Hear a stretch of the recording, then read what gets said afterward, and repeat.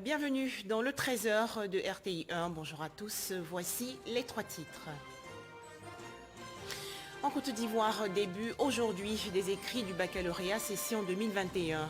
312 771 candidats concernés. La ministre de l'Éducation nationale et de l'alphabétisation, Mariatou Koné, a procédé au lancement des épreuves au lycée moderne Camille Conan de Adiaké dans la région sud-est. Toujours en Côte d'Ivoire, d'Aloar, dans la zone centre-ouest, 150 ménages financièrement fragiles ont bénéficié récemment du projet intitulé Strong Families. Ce programme vise à renforcer les capacités des familles vulnérables dans 10 régions du pays. Enfin, en Afrique du Sud, l'ex-président Jacob Zuma obtient un sursis et repousse son incarcération. En Côte d'Ivoire, donc, dernier virage aujourd'hui des examens à grand tirage. En effet, les épreuves écrites du baccalauréat, session 2021, ont commencé ce matin avec les sujets de français et cet après-midi, l'histoire-géographie, 312 771 candidats concernés. La ministre de l'Éducation nationale et de l'alphabétisation a visité quelques centres d'examen à Adiaké, dans la région sud-est du pays. Écoutons la ministre Mariatou Koné. Aujourd'hui, vous êtes en train de composer le baccalauréat. Le baccalauréat, c'est le dernier des examens à grand tirage. Quand vous avez fini, qu'on a bien les résultats, on a fini les examens à grand tirage. Mon conseil, concentrez-vous. Travailler. On veut juger votre valeur intrinsèque. Ce que vous avez appris, ce que vous savez faire, c'est ce qu'on va juger à travers ces examens. Notre baccalauréat doit réussir en accéléré. Donc concentrez-vous, travaillez. Je voudrais vous exhorter à la responsabilité. La responsabilité, ça veut dire quoi? Votre conscience personnelle. Votre conscience individuelle. Ne faites pas, n'attendez pas qu'on mette des vidéosurveillance, n'attendez pas qu'on utilise des moyens ultra sophistiqués pour vous empêcher de tricher. Soyez vous-même votre propre gendarme, votre conscience personnelle. Parce que c'est votre valeur intrinsèque que nous avons touchée. Début donc aujourd'hui des épreuves écrites du baccalauréat 2021 en Côte d'Ivoire. Cette phase écrite va s'achever le 9 juillet prochain. Les matières au programme de toute cette première journée sont le français ce matin et l'histoire-géographie cet après-midi. Mais comment les élèves des classes de terminale ont-ils abordé les épreuves dans le district d'Abidjan? Pour en parler, Grace Kando.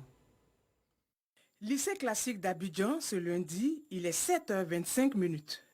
À l'entrée de cet établissement, des candidats soumis aux règles de sécurité. La raison? Ce jour marque le démarrage des épreuves écrites du baccalauréat session 2021. En attendant le début de la première épreuve, quelques réactions. On entend de s'encourager. Bon, chacun parle de ses expériences, puisqu'on vient de plusieurs écoles. On s'encourage pour le démarrage, pour oublier un peu le stress. Pour l'instant, j'essaie de me concentrer en priant, essayant de me rappeler toutes les notions que j'ai révisées. J'espère que tout va bien se passer. 8h25, le top départ est donné avec la composition française. Le petit retard est justifié par le fait que certains ne connaissent pas leur salle de classe et les enseignants qui doivent surveiller venaient à compte-gouttes. Il fallait que le dernier enseignant soit dans la classe pour la surveillance. C'est ce qui a fait qu'on a eu ce petit retard. Mais je pense que pour la première journée, commencer à 8h25, ce n'est pas déjà un trop grand retard. Pour le moment, en tout cas, tout se passe bien. Nous n'avons pas eu assez de problèmes. Je trouve l'épreuve plutôt abordable. L'épreuve parle de la littérature. On peut espérer avoir une bonne note. Il faut se concentrer, rester positif. Voilà. Et puis, le reste va venir parce que c'est un sujet qui est assez abordable, qui est assez simple. Parce que ce soit le commentaire composé, la dissertation ou le résumé, ce sont des thèmes qui ont été déjà vus en classe avec nos différents professeurs. Ici, au lycée classique d'Abidjan, ce sont au total 1549 candidats qui frappent aux portes des universités et grandes écoles. Après ce centre, cap est mis sur l'EPP Emmanuel Djoulot dans la commune du Plateau, où composent 44 candidats non-voyants et malentendants. Ça se passe bien, c'est abordable, on comprend, on peut s'en sortir. Pour les non-voyants, voilà, ils travaillent en braille. Et puis après, il y a une équipe de décodeurs qui viennent décoder ce qu'ils ont fait. Et une fois que c'est décodé, on donne aux copistes, c'est-à-dire qu'ils mettent en ordre comme pour les autres candidats. Les malentendants, eux, ils composent comme tout le monde. Ce qu'on fait, tout simplement, on met un encadreur dans la salle pour qu'ils puissent écouter leurs préoccupations. En plus du français, pour cette journée, les candidats doivent composer aussi en histoire géo dans l'après-midi. Bouaké, dans la région centre du pays, 15 669 candidats affrontent également à compter d'aujourd'hui les épreuves écrites du baccalauréat 2021. Djeniba Ouattara les a rencontrés.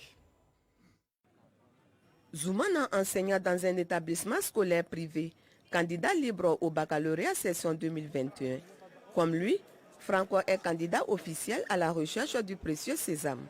Je suis un bénévole dans l'un des collèges. J'enseigne les maths niveau 6e, 5e et seconde A. Je veux aller enseigner aussi dans les grandes écoles. C'est pour cela que je suis venu pour composer. J'ai bien compris les cours. C'est cette méthodologie que je vais appliquer ce matin. Je suis relax, pas très simple. Ce sont 9 966 candidats de l'enseignement général et technique de la direction régionale et de l'éducation nationale de Bouaké 2 qui affrontent ces épreuves écrites. Le lycée classique et moderne 1 a été choisi par cette Bruna pour le lancement des épreuves. Dès 7 heures, surveillants et forces de l'ordre, tous étaient présents.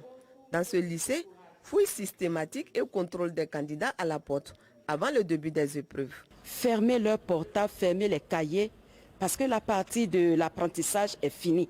Maintenant, nous sommes à une partie d'évaluation certificative. Et puis quand on parle de baccalauréat, c'est un examen à partir duquel l'enfant, le candidat admis, pourra certainement s'inscrire ici dans nos universités en Côte d'Ivoire, mais aussi à l'international. Au lycée moderne Jeunes Filles de Bouaké, les autorités administratives, politiques et éducatives procèdent à la distribution de la première épreuve, la composition française. Elle sera suivie de conseils. Et nous vous encourageons à composer en toutes ces épreuves. Et nous sommes sûrs et certains que les épreuves sur lesquelles vous avez tranché sont des choses que vous avez déjà vues en classe. Madame le ministre compte sur tous les élèves et elle voudrait bien que ces évaluations soient le reflet des apprentissages qui ont été donnés par les enseignants et que les résultats reflètent effectivement le niveau intellectuel des élèves. Et c'est pour cela qu'elle voudrait que cet examen soit placé sous le sceau de la tolérance zéro. Dans la région de Bouaké, 15 669 candidats sont à l'assaut du baccalauréat. Le diplôme oculaire ouvrira le porte des universités et grandes écoles. Voilà donc pour l'essentiel de cette toute première journée du baccalauréat session 2021 en Côte d'Ivoire. Autre actualité nationale, Strong Family, c'est un projet visant à renforcer les capacités des familles vulnérables dans 10 régions du pays. À Daloa, dans le centre-ouest, 150 ménages financièrement fragiles ont bénéficié de ce programme. Les explications de Léon Brou de RTI Bouaké. Golf, sous-quartier de Tazibou, commune de Daloa. Ici vit la famille Conan, forte de 12 membres, soit 10 enfants, tous mineurs.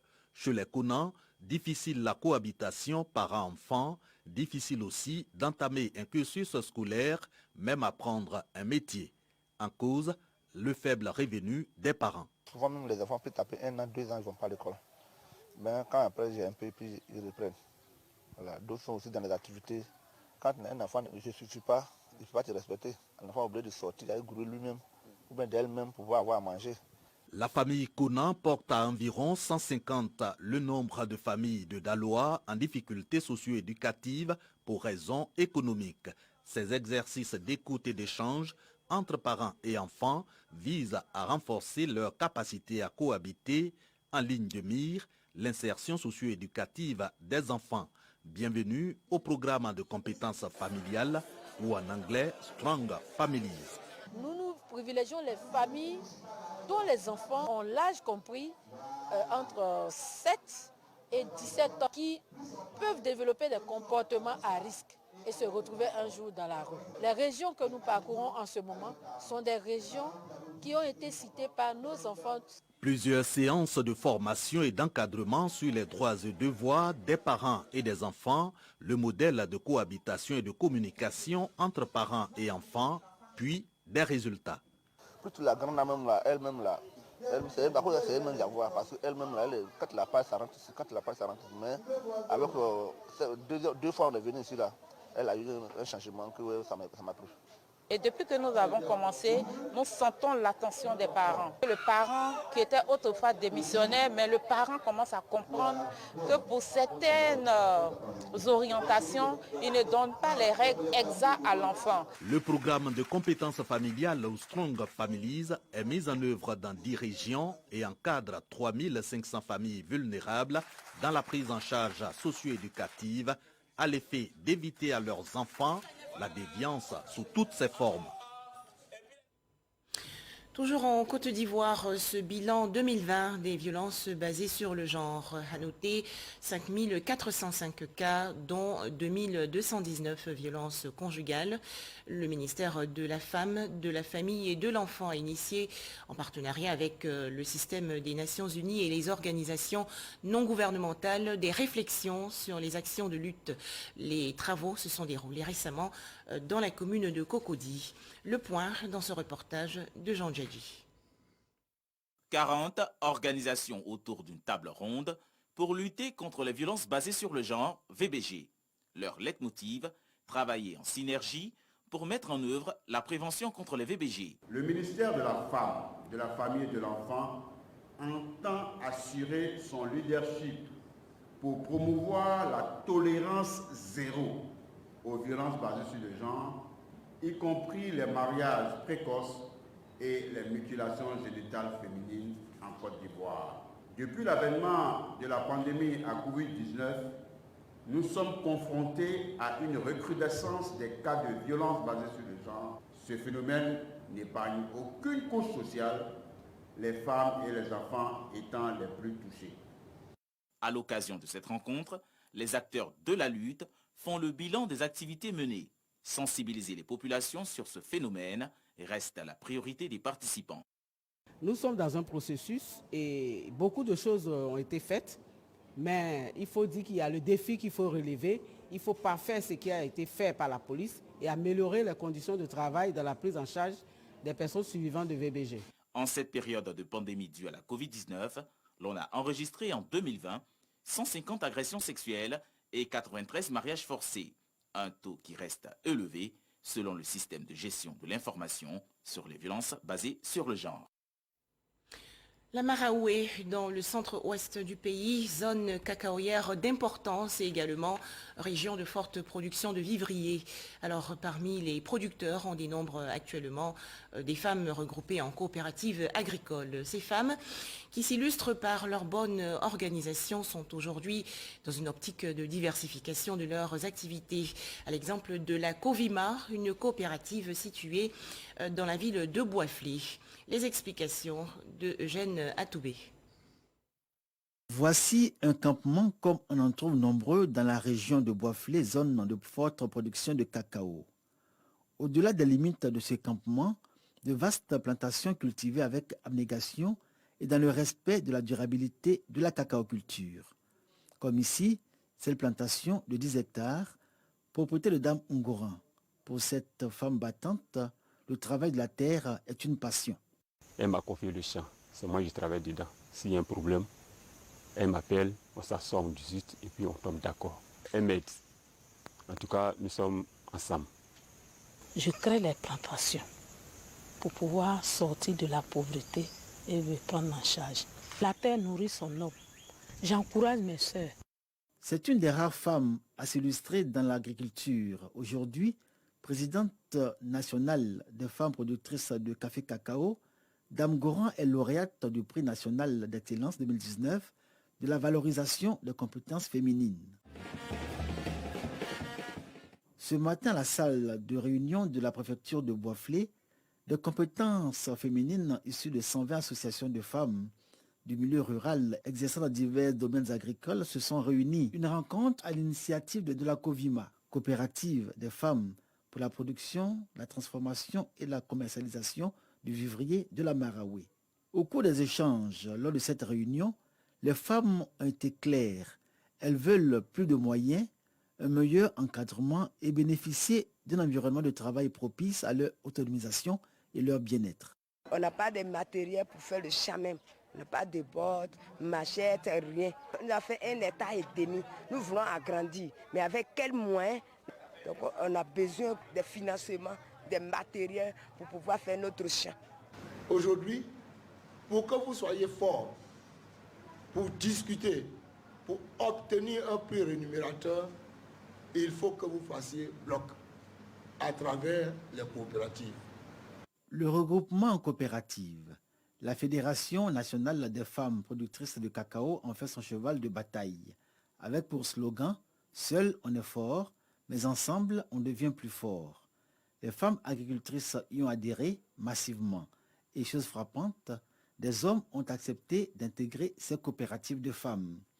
À la Covima aujourd'hui, le ratio genre est de 90% de femmes et 10% d'hommes, tous mus par cette volonté de développer les activités agricoles, le cacao, mais également le vivrier et l'élevage. Les coopératives sœurs venues d'autres régions y sont accueillies pour des formations, partage d'expériences et réalités de terrain. On vient d'apprendre beaucoup de choses parce que Covima fait de l'élevage, de poulets, de porc. Donc ça nous donne aussi l'envie. On va essayer de faire la même chose que Covima. Ça a été une très belle expérience pour nous. Aujourd'hui, on a compris qu'à partir du peu, on peut aller jusqu'au loin. On a compris aussi quand la détermination est là, quand il y a quelqu'un qui a une vision et que les gens le suivent ou dans cette vision, main dans la main, on va juste loin. Une rencontre à la fois inspirante et enrichissante pour ces agricultrices et agriculteurs qui ont été émerveillés par l'organisation de la Covima. Cette entreprise coopérative avec conseil d'administration, dont le bilan 2020 est jugé positif, envisage pour 2021 la collecte et la vente de 1000 tonnes de fèves de cacao, 20 tonnes de café, 500 tonnes d'anacarde et autant de tonnes pour le maïs, ainsi que 50 tonnes de produits maraîchers. La coopérative joue la carte de la diversification et aujourd'hui engage le pari de la transformation. Le cacao et l'anacarde produits par ces 3000 membres sont transformés puis vendus sur le marché local. Nos exportateurs ont envoyé des gens du Pays-Bas pour venir former les enfants des producteurs et 25 jeunes pour faire le chocolat. Vous avez une plaquette de chocolat, le Marachoco, donc le chocolat de chez vous. C'est elle qui nous a convaincus de l'accompagner dans cette aventure. Après 4 ans à acheter du cacao, à le vendre aux autres, à le vendre sous forme de fèves de cacao, elle a compris qu'il était temps que les coopératives passent à l'étape suivante, c'est-à-dire leur autonomie, l'industrialisation. Pour l'heure, c'est dans une petite fabrique à Boisflé que les partenaires de la Covima ne nous ont pas autorisés à visiter pour cause de travaux du style qu'est fabriqué le Marachoco, le chocolat made in région de la Maraoué. Cette fabrique à terme fera place, à les en croire, à une usine plus grande qui va assurer la transformation du cacao issu des coopératives des femmes de la Maraoué pour une production beaucoup plus importante. J'entendais un des planteurs tout dire, voilà, on n'a pas payé notre cacao, on n'a pas... Oui, ça fait partie de l'ancienne aventure. Si cette usine de chocolat est construite, elle n'aura plus besoin d'envoyer ton cacao à Abidjan. Elle va fabriquer son chocolat à Boisflé et elle va le vendre à la population ivoirienne. La diversification des produits de l'agriculture et leur transformation pour mieux vendre et tirer un bien meilleur revenu des plantations. C'est cette vision à laquelle Dame Ngouran invite tous les agriculteurs à adhérer pour sortir de la précarité. Attention, le coronavirus est toujours présent en Côte d'Ivoire, alors faisons-nous vacciner et respectons quotidiennement les gestes barrières.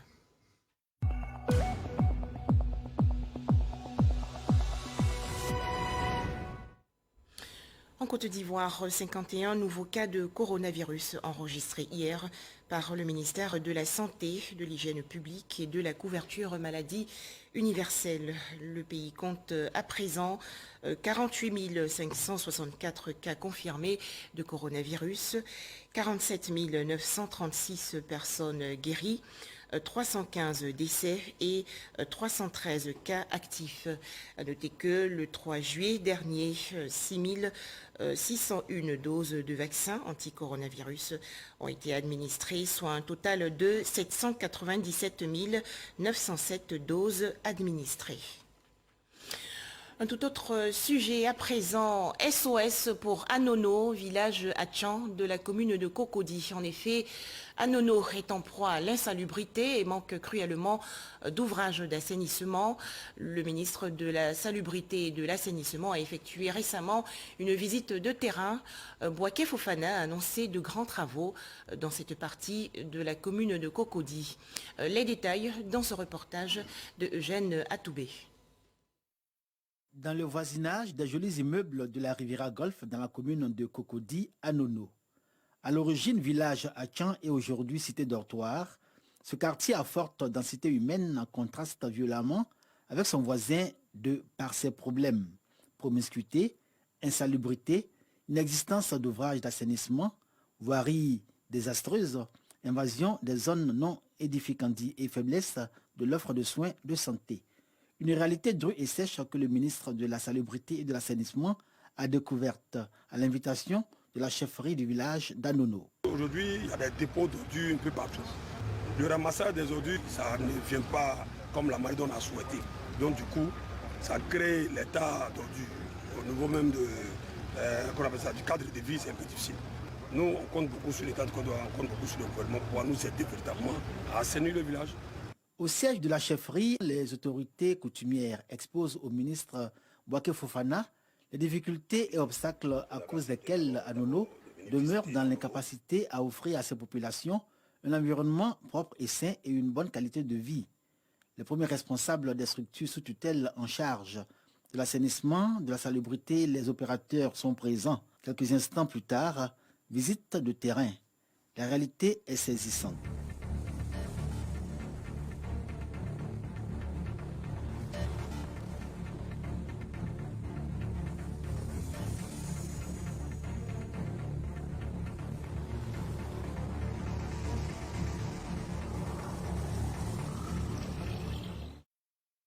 Pour sa première visite à Anono en qualité de ministre de la Salubrité et de l'Assainissement, Bouaké Fofana réalise l'urgence à agir dans l'optique d'un cadre sain dans ce quartier pour le bien-être des populations. Si nous travaillons ensemble, à court terme, il y a des choses qui sont possibles. On peut débarrasser en tout cas Anono de tous les dépôts sauvages aujourd'hui.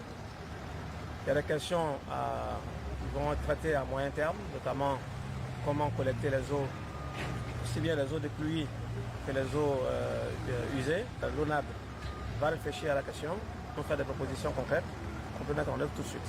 Anono est à l'abri des catastrophes imputables à la force des précipitations qui tombent sur Abidjan grâce aux travaux de renforcement des canalisations et de désensablement des ouvrages existants en aval du quartier. Selon Bouaké Fofana, ces travaux trouveront leur prolongement dans un plan d'urgence que prévoit le gouvernement pour l'ensemble des villages Atchan, absorbés aujourd'hui par la forte urbanisation que connaît la ville d'Abidjan. Direction à présent Sinémati Ali. Cette localité située dans la région nord du pays a désormais une case numérique. Fidel Sarasoro, le directeur de cabinet du président de la République, a procédé il y a quelques jours à l'inauguration de cette salle informatique entièrement équipée. Ami Sissoko. Faire de Sinémati Ali une ville digitale dans le Poro. C'est ce qui a suscité l'ouverture d'une case numérique dans cette localité. Elle vise l'initiation aux outils numériques, la navigation, la réalisation de démarches administratives en ligne. L'espace peut être également utilisé pour le suivi et la formation à distance ainsi que l'organisation de webconférences. La case, nous voulons qu'elle soit aussi utilisée pour former les jeunes. Le formateur peut ne pas être à Sinémati Ali. Il peut être partout au monde et former les jeunes ici grâce à un système de visioconférence. La case numérique de Cinématiali avec plus de 50 ordinateurs est le fruit de la collaboration entre le ministre directeur de cabinet du président de la République, Fidel Sarasoro, également député de Cinématiali. La multinationale chinoise Huawei et la Société nationale de développement informatique SNDI qui contribuent à plus de 47 millions de francs CFA au nom du ministère de l'économie numérique, des télécommunications et de l'innovation. Généralement, quand on parle d'informatique, quand on parle du numérique, les jeunes ont le sentiment qu'il s'agit des hommes. Non. Je voudrais encourager nos mamans à venir. Il n'y a pas d'âge pour apprendre à venir régulièrement, à vous inscrire et à utiliser cette case et à vous approprier la case et surtout à encourager les jeunes filles à venir apprendre. C'est là l'avenir. Autre outil de communication installé au sein de la case numérique, la radio Wabin qui reçoit ses premiers invités, les ministres Fidel Sarasoro et Amadou Koulibaly de la communication, des médias et de la francophonie. Elle sera la voix de la case auprès des populations. La cérémonie était aussi l'occasion pour le ministre Fidel Sarasoro de remettre officiellement les clés de 3 mosquées à l'imam central de Cinématiali et d'un véhicule de type 4x4 à la présidente des femmes.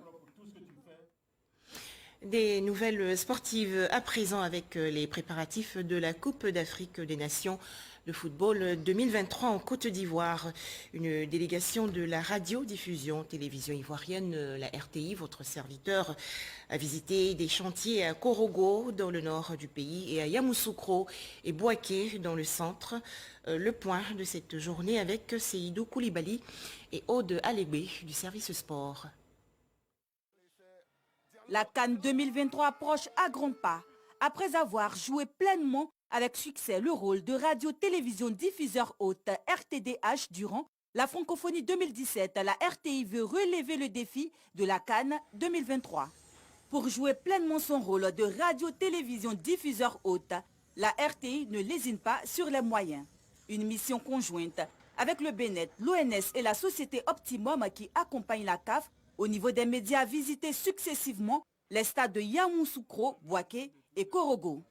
Dalla Diabagaté, directeur technique, Soti Raphaël, directeur des systèmes informatiques, Olivier Kouakou, directeur des projets de la planification, et Koulibaly Seydou, chef du service autonome des sports TV, composaient la délégation de la RTI. C'est le stade de Yamoussoukro qui accueille en premier cette mission, un stade de 20 000 places pratiquement achevé.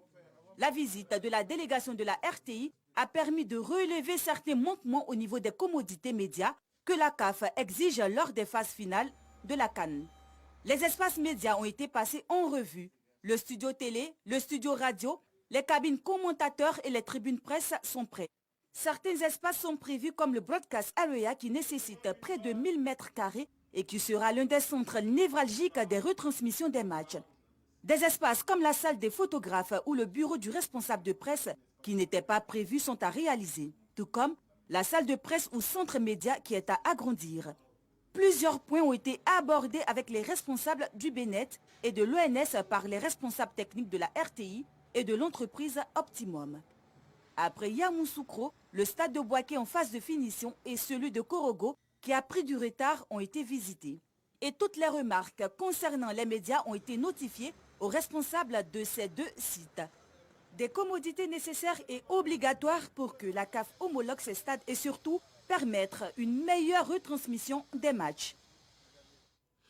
En image, l'actualité hors de chez nous, en Afrique du Sud, l'ex-président Jacob Zuma a refusé de se rendre à la justice. L'ancien dirigeant sud-africain avait été condamné le 29 juin dernier à 15 mois de prison ferme pour son refus de s'expliquer sur les accusations de corruption endémique sous sa présidence.